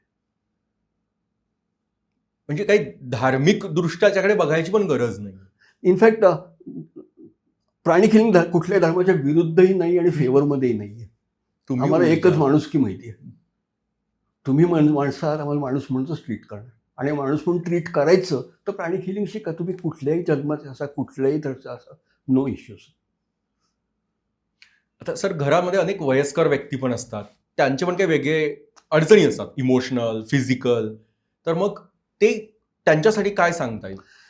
वयस्कर व्यक्तींसाठी माझं पहिल्यापासून एक मत असं झालेलं आहे की आम्ही लोकांना वयस्कर करतो. कायम बोलताना देखील घरातली लोक म्हणतात, आता तुम्ही काळजी घ्या बरं का, तुमचं वय झालंय.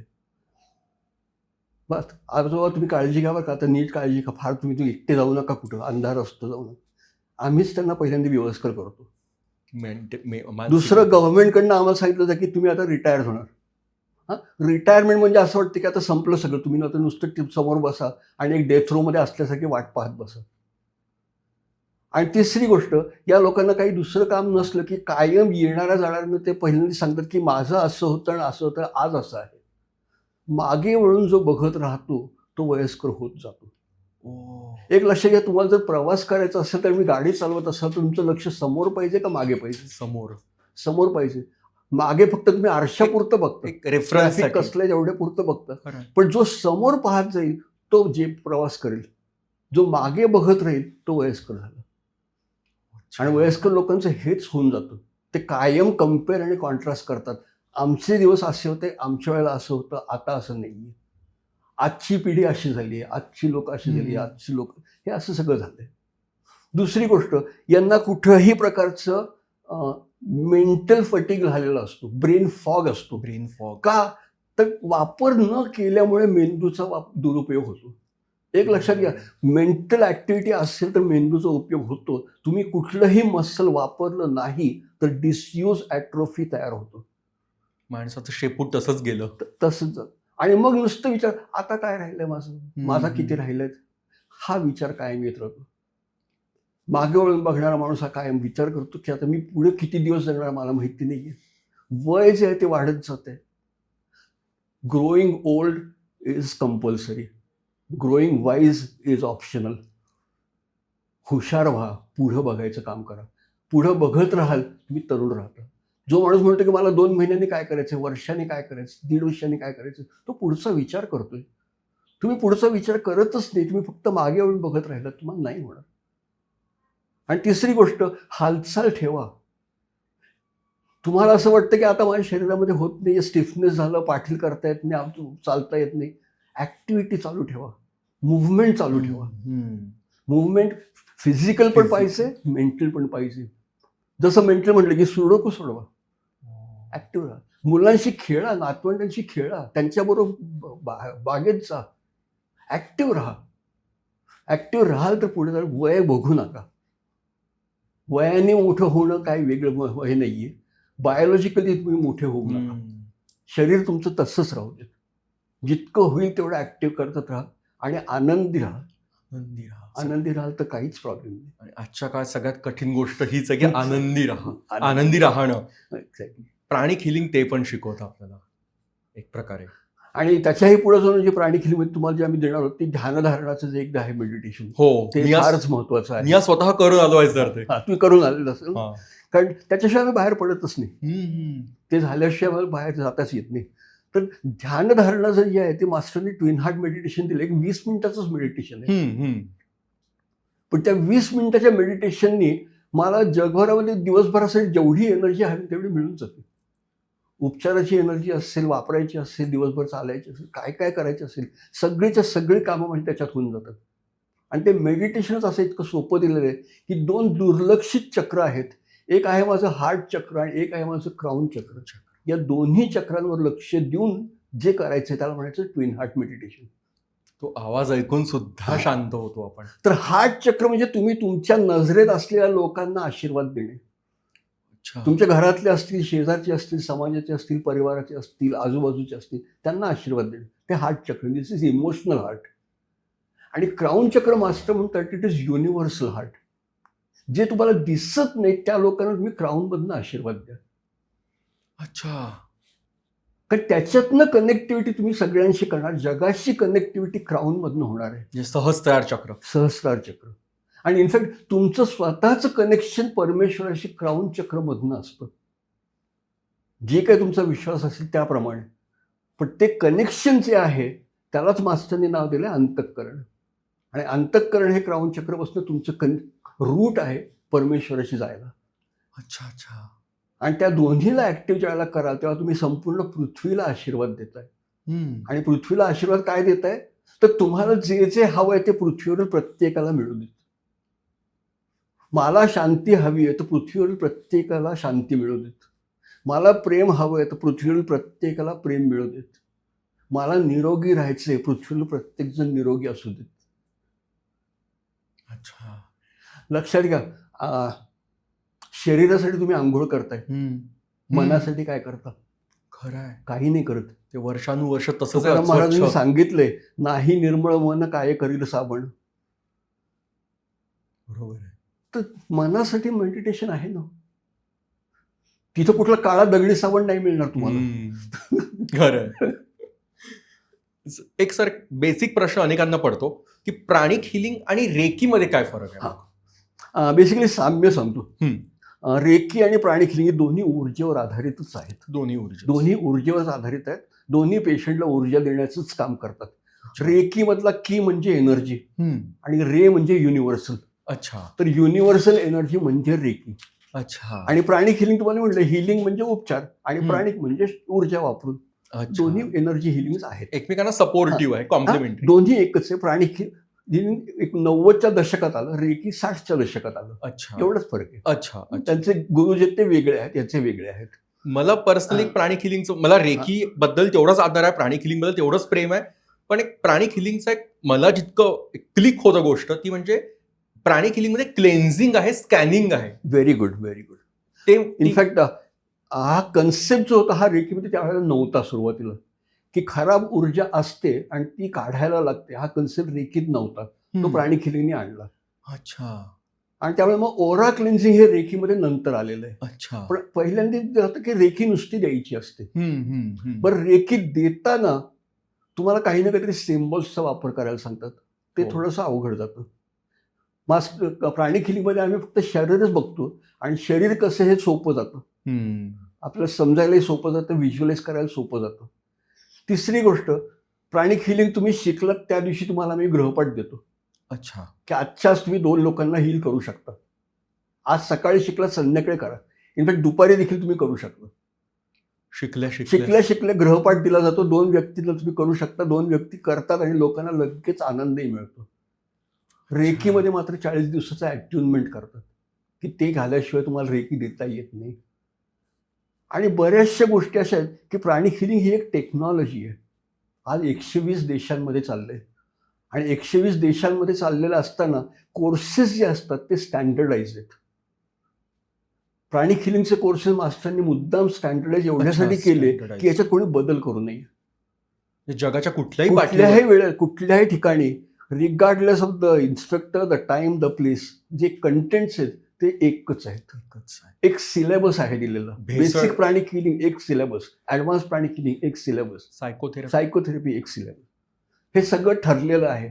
शिकवण्यासाठी तुम्हाला पुस्तकं दिलं जाईल स्टुडंट्सना, हम्म, पण हम्म. इन्स्ट्रक्टर एक मॅन्युअल दिलं जातं, त्यांनी त्याप्रमाणेच शिकवायचं. अच्छा. कुठंही काही नाही स्टँडर्डाईज केलेलं आहे. भेसळ होणे नाही. हां, त्यामुळे शिकवताना शास्त्र म्हणून शिकवलं जाईल, अच्छा. प्रॅक्टिस करताना कला म्हणून डेव्हलप करा. हम्म, प्राणी हम्म. हिलिंग शास्त्र पण आहे, कला पण आहे.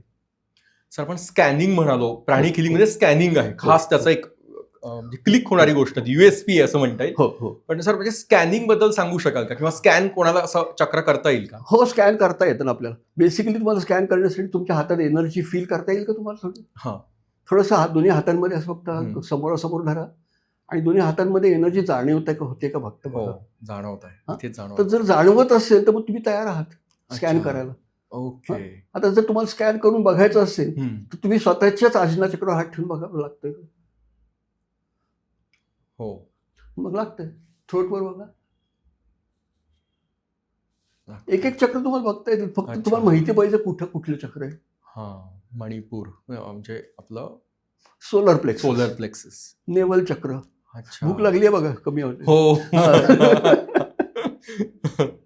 खरं. हे मी तुम्हाला स्वतःला का करायला सांगतोय की मी केलं तर काय सोपं वाटतं. हम्म. तुमचं तुम्ही जर करताल आणि पाहणाऱ्यांनी देखील प्रत्येकाने करून पाहावं की आपल्याला जाणीव होतीये का.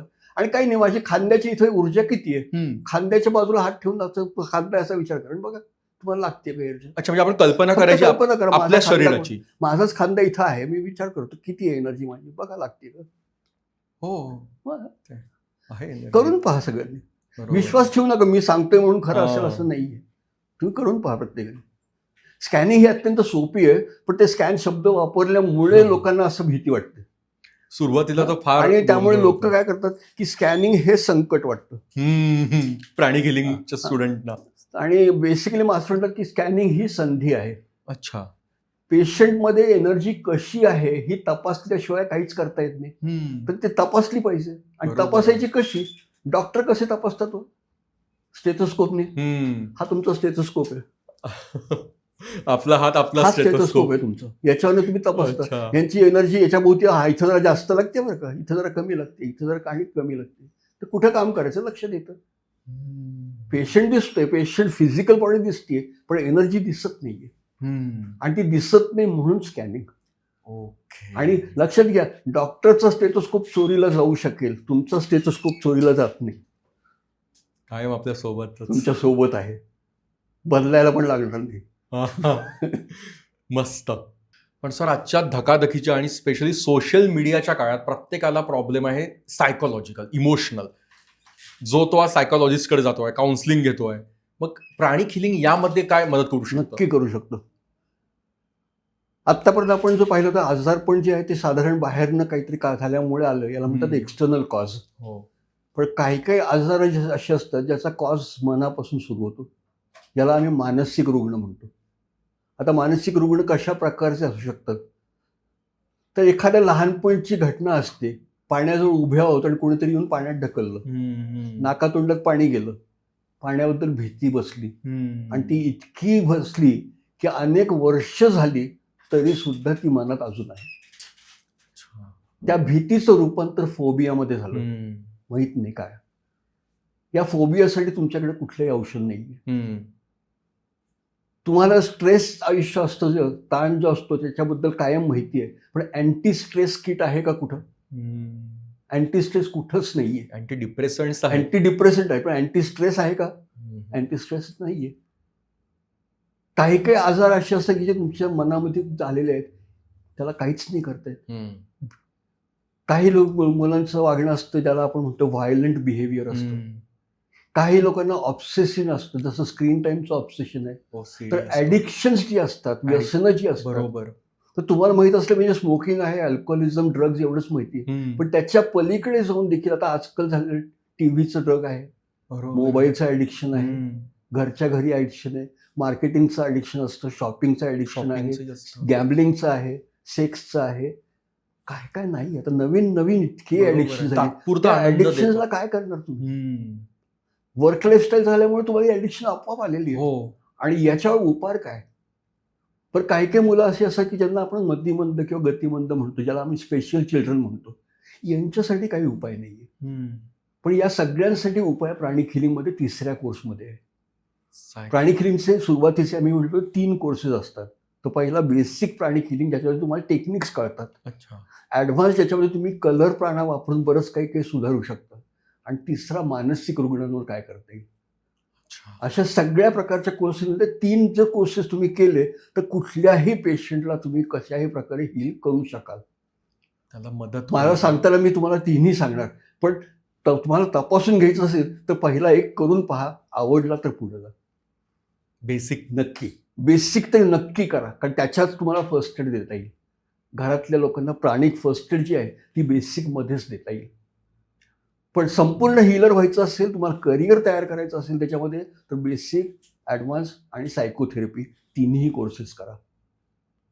आणि 3ही कोर्सेस, प्रत्येक कोर्स 2-2 दिवसाचाच आहे, 16 तासाचा आहे. भाषणं जास्त नाही आहेत, अनुभव जास्त करायला मिळेल. प्रात्यक्षिक जास्त आहे. प्रात्यक्षिकांवर जोर आहे. सेमिनार टाईप घेतला जाईल आणि त्याच्यामुळे कुठल्याही प्रकारचा तुम्हाला त्रास होणार नाही. सकाळपासून संध्याकाळपर्यंत तुम्ही तेवढेच फ्रेश राहतात, जे मगाशी सांगितलं होतं तसं. एक प्रत्यक्ष अनुभवाप्रमाणे आहे प्रत्यक्ष त्याचा. तिथे आणि इव्हन ह्या पॉडकास्ट करताना सुद्धा मला माझं हिलिंग होतं असं वाटतं. खरंच ते तिथे शिकताना व्हायचं, Yes. इथे फक्त बोलताना म्हणून होत आहे, Yes. खरोखर होत आहे. आणि आपण हिलिंग आपल्या आता प्रत्येकाच्या घरी पेट्स असतात, पाळीव प्राणी असतात, मांजरी, हो. कुत्री, यांना पण आपण हिलिंग देऊ शकतो. नक्की देऊ शकतो. झाडांना, नक्की वनस्पतींना देऊ शकतो. देऊ शकतो. बेसिकली ॲनिमल किंगडम जो आहे तो जास्त रिसेप्टिव्ह असतो. ते हां. चिकित्सक नसतात. चिकित्सक नसतात. माणसं जास्त चिकित्सक असतात की हो होईल की नाही, खरं आहे की नाही, याला जमेल की नाही. प्राण्यांचं तसं नसतं. अनकंडिशनल लव्ह आहे. बरोबर. तुम्ही ज्यावेळेला घरी धावत येतं तर कुत्रं तुमच्या अंगावर झेप घेऊन येतं की नाही, अगदी. आणि तुम्हाला त्यावेळेला आनंद होतो की नाही. अनकंडिशनल लव्ह आहे त्यांचं. ते तुमच्यात नाहीये तेवढं. त्याच्यात त्यामुळे ते जास्त रिसेप्टिव्ह असतात. लॉजिकल, रॅशनल, त्यामुळे ते लवकर जास्त बरे होतील. तुम्ही कमी वेळ, तुम्हाला वेळ लागेल, त्यांना नाही लागायचं. वा. म्हणजे आपण एक प्राणिक हिलर सर्व स्तरावरती काम करू शकतो, मदत सगळ्या करू स्तरावर शकतो करू आणि घरामध्ये सकारात्मकता, ऊर्जा निर्माण होते. आणि व्हायलाच लागेल, काळाची गरज आहे. अगदी गरज. घराघरांमध्ये प्राणिक हिलर आवश्यक आहे, कारण जग बदलत आहे. आणि या बदलत्या जगासाठी आवश्यक काय आहे, तर प्रत्येकाने आनंदाने जगलं पाहिजे. प्रत्येकाला काही ना काहीतरी आनंद मिळालाच पाहिजे, निरोगी राहायला पाहिजे, बरोबर. दीर्घायुषी व्हायला पाहिजे. या मला दशकात आठवते आम्ही जेव्हा लहान होतो तेव्हा 60ला आणि 70ला लोक जगत नव्हते. आज 80 हे सोपं आहे. हो. आणि आमची मुलं 100 गाठणार आहेत. पण 100 गाठतील त्यावेळेला त्यांना मेंटल ऍक्टिव्हिटी पण चांगली बरोबर. करता आली पाहिजे. शेवटपर्यंत ते ताजे राहिले पाहिजे. अगदी. इतकं काम प्राणिक हिलिंग तुम्हाला करून देईल. आणि प्राणिक हिलिंग हा तुमच्यासाठी फक्त रोगी आहात म्हणून नाही, तर प्राणिक हिलिंग सर्वांसाठी आहे. निरोगी राहण्यासाठी, निरोगी पहिल्यांदा. राहण्यासाठी आणि त्याप्रमाणे पुढं सगळं असेल, आयुष्य असेल, आर्थिक असेल, नातेसंबंध असेल, सगळ्यांसाठी उत्तर आहेत. धर्म, अर्थ, काम आणि सग- मोक्षाकडे वाटचाल. सगळ्याकडे आहात. आणि आध्यात्मिक मार्ग आहे तो तुम्हाला पुढे चालून दिसू शकेल. आणि आध्यात्मिक मार्ग म्हणजे 2 दिवस कोर्स केला म्हणजे मी संत झालो असं होत नाही. पण तुम्हाला फक्त मार्ग दाखवीन. तुम्हाला मी प्रवास कसा घ्यायचा तो सांगेन. आज एक पाऊल टाका. मोठा प्रवास असतो तो एकेका पावलांनीच होत असतो. बरोबर. पाऊलच नाही टाकलं तर प्रवास सुरू होत नाही. तो प्रवास सुरू करण्यासाठी माझ्या शुभेच्छा आहेत. नक्की करा. मनापासून धन्यवाद सर. हा पॉडकास्ट स्वतःच एक हील करणारी, हा जो 1 तास, सव्वा तास आहे तो हा स्वतःच हील करणारा पॉडकास्ट आहे, हे मी अनुभवतोय. आणि तुम्ही म्हटल्याप्रमाणे की या दशकाची सुरुवातच एक प्रचंड वेगळ्या पद्धतीने झाली कोविड पासनं. तिथून सगळ्या गोष्टी बदलल्यात, सगळ्या मानसिक, बदलल्या. शारीरिक, हो. सोशियल, भावनिक, सगळं बदललंय. तर या सगळ्या धकाधकीच्या ताणामध्ये आपल्याला प्राणिक हिलिंगची काहीतरी गरज आहे की आपल्यातील हनुमंताची शक्ती जांबुवंताने जिशी सांगितली, तर प्राणिक हिलर हा. ते सांगतायत. आणि म्हणजे तुम्ही म्हणा की प्रत्येका घरी तरी एक प्राणिक हिलर असावा, म्हणजे नक्की घरोघरी असावा. एक तरी प्राणिक हिलर किंवा प्राणिक हिलर एक तरी. हा. तर सरांकडून, आणि सर अत्यंत निष्णात टीचर आहेत प्राणिक हिलरचे, हे मी स्वतः अनुभवलं आणि अशा हजारो विद्यार्थी सांगतील सरांबद्दल. माझं सर्टिफिकेट पण दाखवेल मी फोटोमध्ये. सर आपण जे सेंटरवरती केलं आहे ते. तर तुम्हाला सुद्धा प्राणिक हिलिंग शिकायचं असेल, कारण शिकणं महत्वाचं आहे. फक्त हिलिंग घेण्याच्या पेक्षा शिकणं महत्वाचं आहे, कारण एकदा शिकलात की मग आपण सगळ्यांना देऊ शकतो. सर्वात प्रथम स्वतःला आणि घरच्यांना. तेव्हा सरांचा, वासुदेव कडुसकर सर अत्यंत जेन्युइन व्यक्ती, अत्यंत निष्णात आणि ब्लेस्ड, म्हणजे वरून जे ब्लेसिंग मिळतं, सरांनी तर मास्टरांसोबत प्रत्यक्ष अनुभव आणि प्रत्यक्ष त्यांचा सहवास त्यांना लाभला आहे, प्रत्यक्ष ते शिकलेत. सो त्यांच्या सरांकडून जर तुम्हाला प्राणिक हिलिंग कोर्स शिकायचा असेल तर सरांचा मी नंबर पूर्णपणे डिस्क्रिप्शनमध्ये देईनच. हो. आणि सर बाकी तुम्ही आला, तुम्ही जे सांगितलं ते अप्रतिम होतं. म्हणजे धर्म अर्थ काम. एकच शेवटचं सांगून घेतो की तुम्ही एखादा माणूस उपाशी आहे त्याला एक दिवसासाठी अन्न देऊ शकता. त्याला जपानमध्ये म्हणतात की तुम्ही एखाद्या माणसाला एक दिवसासाठी मासा दिला तर तो एक दिवस उपाशी राहणार नाही. पण त्याला मासा पकडायचं कसं म्हणून जर शिकवलं तर तो आयुष्यभरासाठी मासे पकडून खाऊ शकेल. खरं आहे. तर प्राणिक हिलिंग हे असंच आहे. आज मी तुम्हाला एखादं चक्र चांगलं करून दाखवीन, पण तुम्हाला स्वतःला जर करता आलं तर आयुष्यभर तुम्ही सुखाने राहाल. आणि त्याच्यासाठी मी तुम्हाला प्राणिक हिलिंगचं कोर्सला बोलवत आहे. ज्यांची तयारी झाली ते नक्की येतील, ज्यांची तयारी आज नाही येते ना उद्या येतील. Thank you so much. तुम्ही धन्यवाद सर, मनापासून धन्यवाद. थोडक्यात आणि जेवढं जमेल तेवढं मी सविस्तर सांगितलं आहे. तर तुमच्या चॅनलसाठी पण शुभेच्छा आणि धन्यवाद. पुन्हा असेच भेटूया अगदी लवकरच. Thank you so much. Thank you so much.